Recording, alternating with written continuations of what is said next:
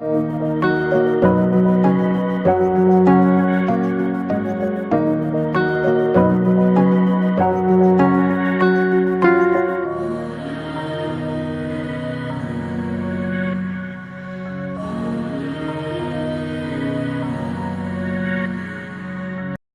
Students, কেমন আছো তোমরা?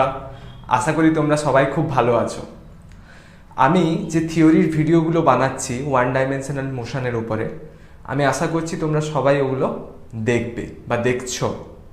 শুধু দেখাই উপযুক্ত নয়, সেগুলো কিন্তু তোমাদের খাতায় নোট বানিয়ে রাখতে হবে। যেগুলো আমি ক্লাসে করাচ্ছি সেগুলো কিন্তু তোমাকে নোট বানাতে হবে, কারণ পরীক্ষার সময় পুরো বই পড়ার টাইম কিন্তু তোমরা পাবে না। তাই নোট বানানো কিন্তু খুবই দরকার, তাই আমি আগে থেকে এটা বলে রাখলাম। চলো আমরা শুরু করি। আজকে আমরা স্মরণ সময় লেখচিত্র এবং বেগ সময় লেখচিত্র ব্যাপারে জানব। তাহলে ফার্স্টে আমরা স্মরণ সময় লেখচিত্র সম্বন্ধে জানব। তো স্মরণ সময় লেখচিত্র বলতে কি বোঝায়? স্মরণ সময় লেখচিত্র বলতে বোঝায় যে একটা অক্ষ অর্থাৎ এক্স অক্ষতে কি হবে? সময়ের পরিবর্তন। আর ওয়াই অক্ষতে আমরা কি নেব? ওয়াই অক্ষতে আমরা স্মরণ নেব। স্মরণকে আমরা এস দিয়ে ডিনোট করি। তাহলে এক্স অক্ষে আমরা সময় নেব, ওয়াই অক্ষে আমরা স্মরণ নেব। এবার বিভিন্ন ধরনের বস্তুর ক্ষেত্রে, বিভিন্ন ধরনের গতির ক্ষেত্রে, বিভিন্ন ধরনের গতির ক্ষেত্রে এই স্মরণ সময় লেখচিত্রটা কেমন হবে সেটা আমরা দেখব। তাহলে দেখো, ফার্স্টে আমরা কার ক্ষেত্রে দেখব? ফার্স্টে স্থির বস্তুর ক্ষেত্রে দেখব। স্থির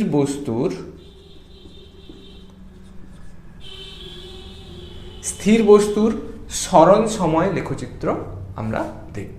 তাহলে স্থির বস্তুর ক্ষেত্রে যদি আমি স্মরণ সময় লেখচিত্র বের করি, আমরা জানি যে স্থির বস্তুর কিন্তু কোনো স্মরণ হয় না। সময়ের সাপেক্ষে যার স্মরণ হয় না তাকেই তো আমরা স্থির বস্তু বলি, তাই না? তাহলে আমি যদি ধরে নিই যে ইনিশিয়ালি প্রাথমিকভাবে তার কিছু স্মরণ ছিল, কিন্তু তারপরে যত সময় যাচ্ছে তার কিন্তু কোনো স্মরণ হচ্ছে না, অর্থাৎ এই রকম পয়েন্টগুলো আসবে। তো একে যদি আমি যোগ করে দিই তাহলে কি পাবো? সরলরেখা পাবো। তো দেখো, স্মরণ সময় লেখচিত্রে স্থির বস্তুর লেখচিত্র কেমন হবে? সময় অক্ষের সমান্তরাল হবে। সময় অক্ষের সমান্তরাল হবে। কেন সমান্তরাল হলো? কারণ স্থির বস্তুর স্মরণের কোনো পরিবর্তন কিন্তু হবে না। স্থির বস্তুর স্মরণের কোনো পরিবর্তন কিন্তু হবে না। এবার প্রাথমিকভাবে তার যদি স্মরণ শূন্য হতো তাহলে এইরকম এক্স অক্ষ বরাবর হতো, কিন্তু যেহেতু এর প্রাথমিক অবস্থায় আমি ধরলাম তার কিছু স্মরণ ছিল প্রাথমিক অবস্থায়, তাই এখানে কি হলো? সময় অক্ষের সমান্তরাল হলো।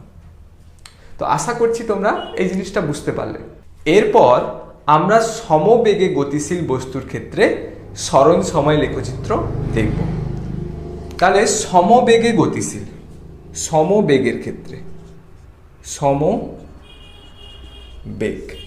তাহলে সমবেগ এই গতিশীল বস্তুর ক্ষেত্রে আমরা কি জানি? বেগ ভি ইকুয়ালস টু কি হয়? এস বাই টি হয়। আর সমবেগ মানে কি? ভিটা ধ্রুবক। তাহলে আনুমানিক যদি আমি একটা ভ্যালু নিয়ে করি, ধরো এই ভি এর ভ্যালু হচ্ছে 2 মিটার পার সেকেন্ড, তাহলে এই যে এস আর টি এর যে রেশিও হবে, অনুপাত হবে, সেটা সবসময় 2 মিটার পার সেকেন্ড হবে, তাই না? ধরো আমি এস আর টি এর পয়েন্ট নিব। ধরো আমি ফার্স্টে 1 নিলাম, 2 নিলাম, 3 নিলাম, 4 নিলাম, এরকম পয়েন্ট নিচ্ছি। তাহলে 1 এর ক্ষেত্রে স্মরণটা কত হবে? 2 হবে। দিলেই তো এখানে 2/1 হলে 2 আসবে। সেরকম 2 এর ক্ষেত্রে কি হবে? 4 হবে। দিলেই তো 4/2 2 আসবে। সেরকম 3 এর ক্ষেত্রে কত হবে? 6 হবে। আর 4 এর ক্ষেত্রে কি হবে? 8 হবে। এরকম হবে। আর 0 যখন টাইম 0 হয় তখন কিন্তু স্মরণও 0 হবে। তাহলে দেখো আমি যদি এখানে ঘর কেটে দিই, ধরো এটা হচ্ছে 1 2 3 4, আর এদিকে হচ্ছে ধরো 1 2 3 4 5 6 7 8 এরকম আছে। তাহলে দেখো 1 এ 2 অর্থাৎ 1 এক্স অক্ষ বরাবর 1 আর ওয়াই অক্ষ বরাবর 2, মানে এই পয়েন্টটা। 2 এ 4, তাহলে 2 এর ক্ষেত্রে এইখানে 4। 3 তে 6, মানে এইখানে 6। 4 এ 8, মানে এইখানে। তো এগুলোকে আমি যদি যোগ করে দিই তাহলে একটা কি পেয়ে যাব, সরল রেখা পেয়ে যাব।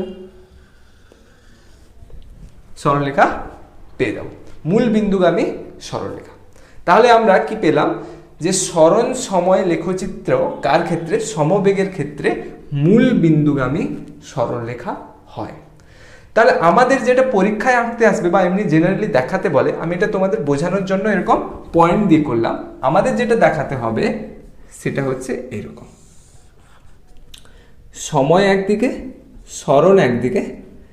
এবার সরণ সময় লেখচিত্রের ক্ষেত্রে কি হবে না, সরণ সময় লেখচিত্রে সমবেগকে আমরা কিভাবে দেখাবো না, মূল বিন্দুগামী সরলরেখা এরকম। তো এটা হচ্ছে সমবেগ। এবার আমি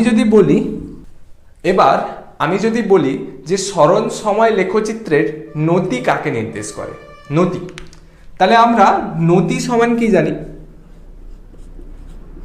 নতি সমান tan থিটা ইকুয়ালস টু কি হয়, y2 minus y1 by x2 minus x1, y2 minus y1 by x2 minus x1। অর্থাৎ এখান থেকে বুঝতে পারছি যে y অক্ষে পরিবর্তন বাই x অক্ষে পরিবর্তন। তাহলে এখানে y অক্ষে কি আছে, y অক্ষে সরণ আছে। তাহলে সরণের পরিবর্তন বাই সময়ের পরিবর্তন। একটু আগে আমরা পড়লাম বেগ সমান কি হয়, বেগ v equals to s by T হয়। তাহলে s by T equals to আমি v লিখতে পারি। তাহলে সরণ সময় লেখচিত্রের নতি কাকে নির্দেশ করবে, বেগকে নির্দেশ করবে। সরণ সময় লেখচিত্রের নতি সর্বদা বেগকে নির্দেশ করবে। এটা অবশ্যই তোমরা ভালো করে লিখে নাও যে সরণ সময় লেখচিত্রের নতি সর্বদা বেগকে নির্দেশ করে। এটা খুব ইম্পর্টেন্ট একটা। এবার যদি আমি তোমাদের একটা কোয়েশ্চেন করি, ধরো এখানে একটা সরণ সময় লেখচিত্র দেওয়া আছে, তিনটে আলাদা আলাদা বস্তুর ক্ষেত্রে 1 2 3 তিনটে আলাদা আলাদা বস্তুর ক্ষেত্রে সরণ সময় লেখচিত্র দেওয়া আছে। তো তোমাকে বলতে হবে যে এদের মধ্যে কার বেগ সর্বোচ্চ এবং কার বেগ সর্বনিম্ন এবং কেন। তাহলে ভিডিওটা একটু পজ করো, দিয়ে ভাবো যে কার বেগ সর্বোচ্চ হবে, কার বেগ সর্বনিম্ন হবে এবং কেন হবে, লজিক কি। তাহলে দেখো এখানে অ্যাকচুয়ালি কি হচ্ছে, আমি একটু আগে বলেছি যে সরণ সময় লেখচিত্রের নতি বেগকে নির্দেশ করে। তো আমরা এখানে চেক করব যে কার নতি সব থেকে বেশি। আমি যদি দেখি যে নতি ইকুয়ালস টু কি হয়, নতি ইকুয়ালস টু tan থিটা হয়, তাহলে যার থিটা সব থেকে বেশি হবে তার নতি সব থেকে বেশি হবে, এবং নতি বেশি হওয়া মানে তার বেগ সর্বোচ্চ হবে। তাহলে এখানে সবচেয়ে বড় অ্যাঙ্গেল কে তৈরি করছে, 1, তাহলে থিটা 1 সব থেকে বেশি, থিটা 2 মিডিয়াম মাঝামাঝি, আর থিটা 3 সব থেকে ছোট। তার মানে নতি কার ক্ষেত্রে সব থেকে বেশি হবে, 1 নম্বর কণার ক্ষেত্রে। তাহলে 1 নম্বর কণার বেগ কি হবে, ম্যাক্সিমাম হবে। 1 নম্বর কণার বেগ কি হবে, ম্যাক্সিমাম হবে। কেন না, যেহেতু তার নতি অর্থাৎ tan থিটা সব থেকে বেশি, নতি বেশি হওয়ার মানে হচ্ছে বেগ বেশি হওয়া। তাহলে সব থেকে কম হবে কার, 3 নম্বর কণার বেগ কি হবে, মিনিমাম হবে, মিনিমাম হবে। তো আশা করছি এই জিনিসটা, এই কোয়েশ্চেনটা তোমরা বুঝতে পারলে। এটা একটা এমসিকিউ আকারে দেওয়া থাকতে পারে। এরপর আমরা সমত্বরণে গতিশীল কণার ক্ষেত্রে, সমত্বরণে গতিশীল বস্তু কণার ক্ষেত্রে সরণ সময় লেখচিত্র দেখব। তাহলে আমরা একটু আগে পড়লাম যে সরণ সময় লেখচিত্রের নতি বেগকে নির্দেশ করে, আর সমত্বরণ বলতে, ত্বরণ বলতে কি বোঝায়, বেগ বৃদ্ধির হারকে বোঝায়। তাহলে বেগ বৃদ্ধি পাচ্ছে মানে আমাদের নতিও ক্রমশ বৃদ্ধি পেতে হবে, নতিকে ক্রমশ বৃদ্ধি পেতে হবে। আমি ডেরিভেটিভে তোমাদের একটা বক্ররেখার নতি বের করা শিখিয়েছিলাম, যেখানে বক্ররেখাটা এইরকম ছিল। তো সেখানে প্রত্যেকটা মুহূর্তে আমি কি বলেছিলাম, নতি বাড়ছে।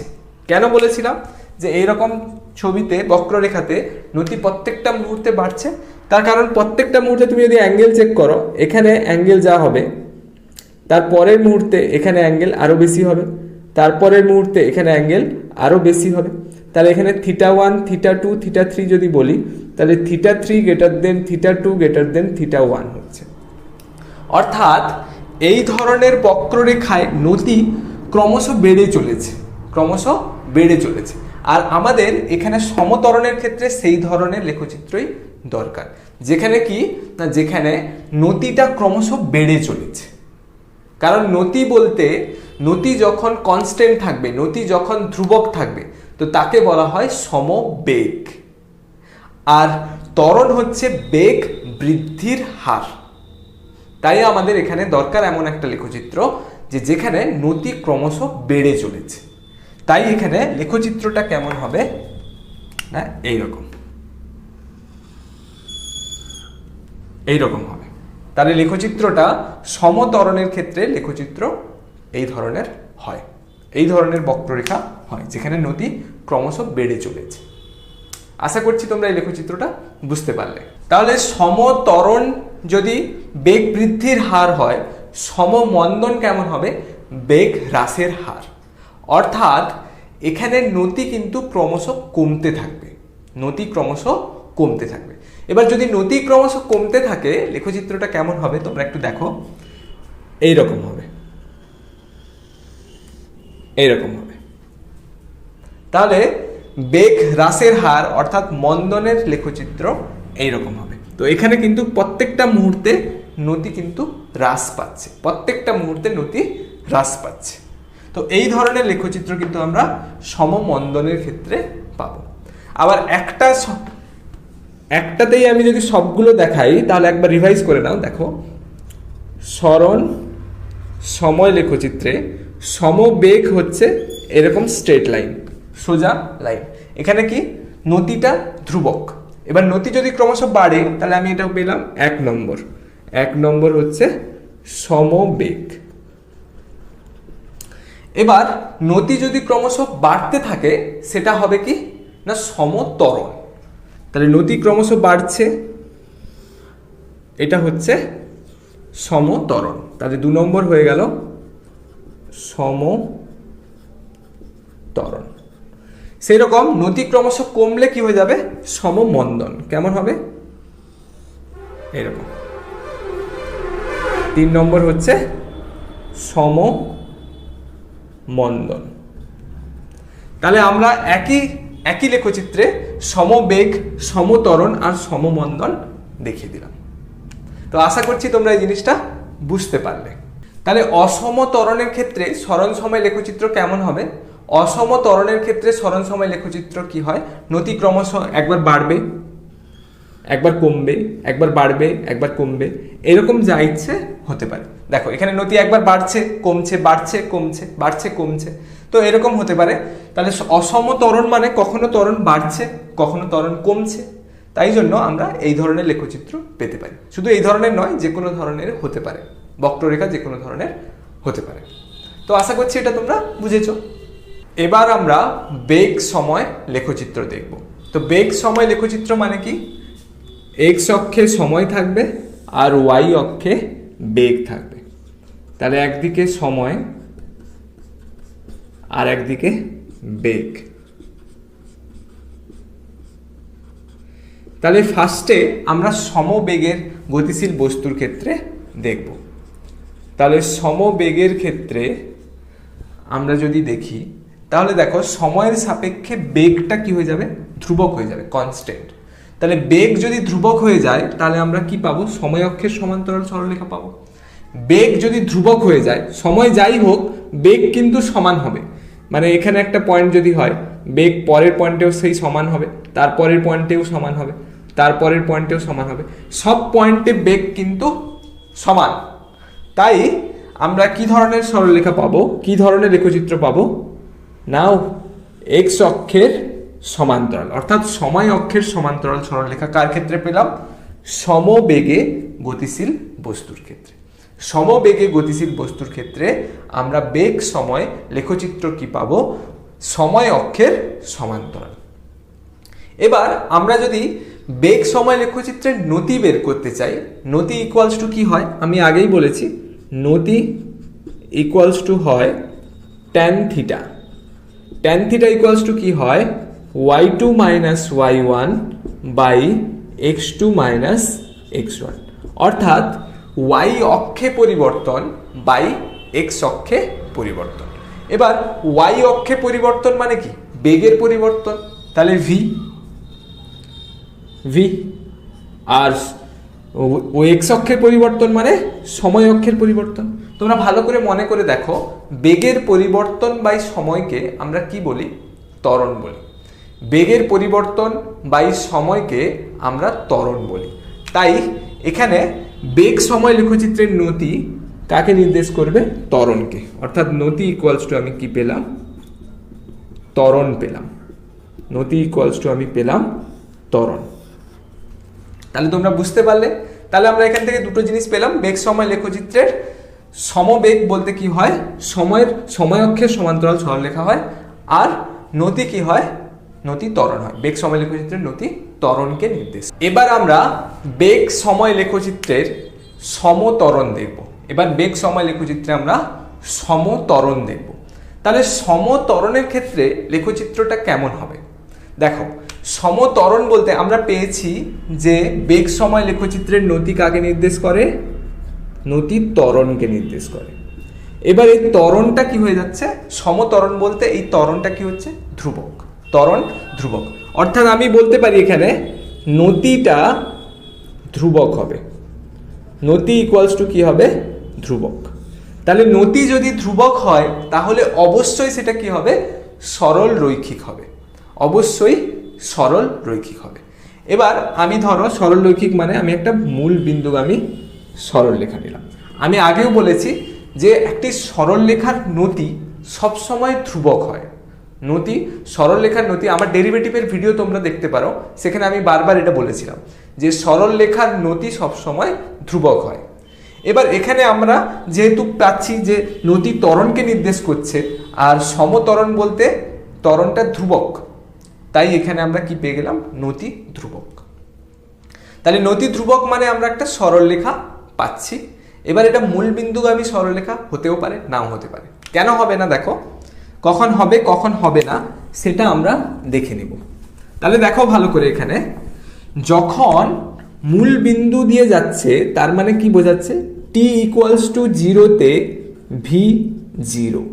তো এর মানে কি, এর মানে হচ্ছে এর প্রাথমিক বেগ 0। যখন বলে দিবে যে প্রাথমিক বেগ 0, তখন আমরা এই ধরনের লেখচিত্র আঁকতে পারি। এখানে আমরা কি পেলাম, যে প্রাথমিক বেগ ইকুয়ালস টু 0, প্রাথমিক বেগ ইকুয়ালস টু 0। এবার যদি প্রাথমিক বেগ 0 না হয় তখন লেখচিত্র কেমন হবে, প্রাথমিক বেগ যদি 0 না হয় তখন লেখচিত্র কেমন হবে। প্রাথমিক বেগ 0 না হলে তারা নিশ্চয়ই এই 0 পয়েন্ট থেকে স্টার্ট হবে না, একটু উপর থেকে একটা পয়েন্ট থেকে। আমি ধরলাম এই বেগটা হচ্ছে ইউ, এটা হচ্ছে প্রাথমিক বেগ। তো এইখান থেকে স্টার্ট হয়ে সরলরৈখিক হবে। তাহলে এইখান থেকে স্টার্ট হয়ে তারপর এরকম হবে। তাহলে যখন প্রাথমিক বেগ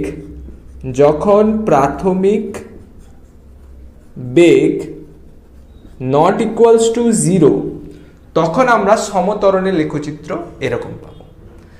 আবার যখন প্রাথমিক বেগ ইকুয়ালস টু 0 তখন আমরা সমত্বরণের লেখচিত্র এই ধরনের পাবো। আশা করছি তোমরা আমার এই পয়েন্টটা বুঝতে পারলে। এরপর আমরা সমমন্দনের ক্ষেত্রে বেগ সময় লেখচিত্র দেখব। সমমন্দনের ক্ষেত্রে আমরা বেগ সময় লেখচিত্র দেখব।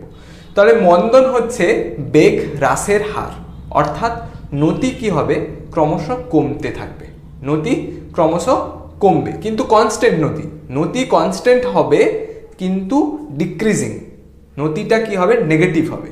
তাহলে আমরা এখান থেকে বলতে পারি যে ত্বরণ, যেহেতু মন্দন হচ্ছে ঋণাত্মক ত্বরণ, মন্দন ইকুয়ালস টু আমরা কি বলি, ঋণাত্মক ত্বরণ অর্থাৎ -a, তাই আমরা বলতে পারি নতি এখানে কি হবে, নতিটা নেগেটিভ হবে, নতি হবে কি নেগেটিভ। তো নতি নেগেটিভ হবে কিন্তু কনস্ট্যান্ট হবে, নতি নেগেটিভ হবে কিন্তু নতি কি হবে, ধ্রুবক হবে। তো তার জন্য সরলরেখা হবে কিন্তু ডিক্রিজিং সরলরেখা, মানে কেমন হবে দেখো, এই রকম হবে, এই রকম সরলরেখা হবে, অর্থাৎ অ্যাঙ্গেল ক্রমশ কমছে। ঠিক আছে, তো নতি এখানে ধ্রুবক, যেহেতু সরলরৈখিক এর নতি কিন্তু ধ্রুবক, কিন্তু নতিটা কি হবে, নেগেটিভ। নতি নেগেটিভ কি করে বুঝবো, এখানে যদি তুমি দুটো পয়েন্ট নাও তো সেখান থেকে কিন্তু তোমরা পেয়ে যেতে পারবে যে নতিটা নেগেটিভ। তো আশা করছি তোমরা এটা বুঝতে পারলে। এরপরে আমরা এর উপরে কিছু অঙ্ক করব। এবার দেখো, আমি যদি যে কোনো একটা বেগ সময় লেখচিত্র নিই, ধরো আমি একটা এরকম বেগ সময় লেখচিত্র নিলাম। এবার বেগ সময় লেখচিত্র সময় অক্ষের সাথে যে ক্ষেত্রফল উৎপন্ন করছে সেটার পরিমাণ আমি যদি দেখি, দেখো এখান থেকে আমি একটা লম্ব টেনে দিলাম এর উপরে, তো এই যে ডিফারেন্সটা সেটাকে আমি ধরলাম যে এটা হচ্ছে টি, এটা হচ্ছে টি, আর এটা হচ্ছে ভি। যেহেতু ভি অক্ষের পরিবর্তন, তো এটাকে আমরা ভি ধরতে পারি, এটাকে টি ধরতে পারি। তাহলে দেখো এটা একটা আয়তক্ষেত্র হচ্ছে, এর যদি আমি ক্ষেত্রফল বলি যে এর ক্ষেত্রফল কত, তাহলে ক্ষেত্রফল ক্যাপিটাল এ ইকুয়ালস টু কি হবে, দৈর্ঘ্য ইন্টু প্রস্থ, অর্থাৎ ভি ইন্টু টি, ভিটি পেতে পারি, তাই না? তাহলে ক্ষেত্রফল আমরা ভিটি পেয়ে গেলাম। আবার আগে আমরা পড়েছি যে বেগ সমান কি হয়, বেগ সমান V equals to S by T, অর্থাৎ এস ইকুয়ালস টু আমি কি পেয়ে গেলাম, VT, S equals to VT পেয়ে গেলাম। তার মানে ভিটি হচ্ছে কি, সরণ, ভিটি হচ্ছে সরণ। তার মানে এখান থেকে আমি কি বলতে পারি যে এটা যদি 1 নম্বর ইকুয়েশন, এটা যদি 2 নম্বর ইকুয়েশন হয়, তাহলে এখান থেকে আমি কি পেয়ে গেলাম, এ ইকুয়ালস টু এস। এর মানে কি, যে বেগ সময় লেখচিত্রের ক্ষেত্রফল সর্বদা সরণকে নির্দেশ করে। তো এখান থেকে আমরা কনক্লুশনে কি আসতে পারি, যে বেগ সময় লেখচিত্রের ক্ষেত্রফল সর্বদা সরণকে নির্দেশ করে। এটা আমরা যখন গতির সমীকরণগুলো লেখচিত্রের সাহায্যে প্রমাণ করব তখন কিন্তু এটা আমরা বারবার ইউজ করব। তো অবশ্যই এটা ভালো করে মনে রাখো যে বেগ সময় লেখচিত্রের ক্ষেত্রফল সর্বদা সরণকে নির্দেশ করে। এরপর আমরা একটা অঙ্ক করব, তোমরা স্ক্রিনে দেখতে পাচ্ছ অঙ্কটা, তবু আমি একবার পড়ে দিচ্ছি। বলেছে দুটি গতিশীল কণার সরণ সময় লেখচিত্র এক্স অক্ষের সাথে যথাক্রমে 30 ডিগ্রি ও 45 ডিগ্রি কোণ করে আছে। কণা দুটির গতিবেগের অনুপাত কত? তাহলে কোয়েশ্চেনে কি বলছে দেখো, যে সরণ সময় লেখচিত্র দেওয়া আছে, সরণ সময় লেখচিত্র, একদিকে সরণ ওয়াই অক্ষে আর এক্স অক্ষে সময়। তো এটা কি করছে, দুটো কণা কি বলছে, এক্স অক্ষের সাথে 30 ডিগ্রি আর 45 ডিগ্রি অ্যাঙ্গেল করছে। তাহলে এই অ্যাঙ্গেলটা হচ্ছে 30 ডিগ্রি আর এটা হচ্ছে 45 ডিগ্রি, একটা 30 ডিগ্রি আর একটা 45 ডিগ্রি। তাহলে আমরা জানি যে সরণ সময় লেখচিত্রের নতি কাকে নির্দেশ করে, বেগকে নির্দেশ করে। তাহলে আমি এখান থেকে এটা যদি আমি প্রথম কণা ধরি, এটা হচ্ছে প্রথম কণা, এটা হচ্ছে দ্বিতীয় কণা। তাহলে প্রথম কণার ক্ষেত্রে আমরা ভি কি পাবো, v1 ইকুয়ালস টু tan θ1 বলতে পারি। তাহলে tan কত হবে, tan 30 ইকুয়ালস টু কত, 1/√3। তাহলে এর ভ্যালুটা আমরা পেয়ে গেলাম 1/√3, v1 এর ভ্যালুটা। এবার v2 এর ভ্যালু কি পাবো, v2 ইকুয়ালস টু tan θ2 এর ভ্যালু কত এখানে 45 ডিগ্রি। তাহলে tan 45 ডিগ্রি মানে 1। তাহলে আমি যদি v1 ইস টু v2 বের করি, v1 is to v2 equals to কি হবে, v1/v2 ইকুয়ালস টু কত, 1/√3/1 মানে 1/√3।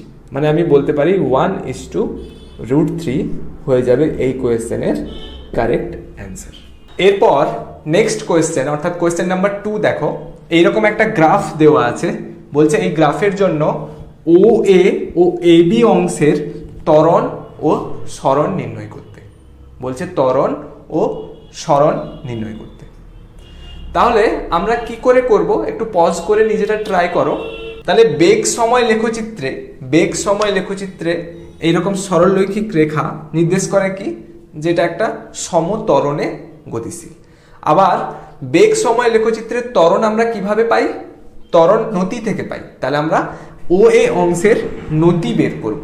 তাহলে ও এর ক্ষেত্রে আমরা ত্বরণ পেতে গেলে নতি বের করব।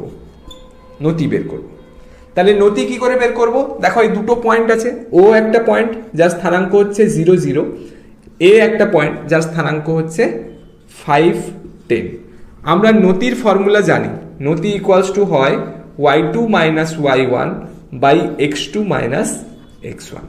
তাহলে এখানে y2 কত, y2 হচ্ছে 10, তাহলে 10 মাইনাস 0 বাই 5 মাইনাস 0 অর্থাৎ 10/5 মানে 2 মিটার পার সেকেন্ড স্কোয়ার।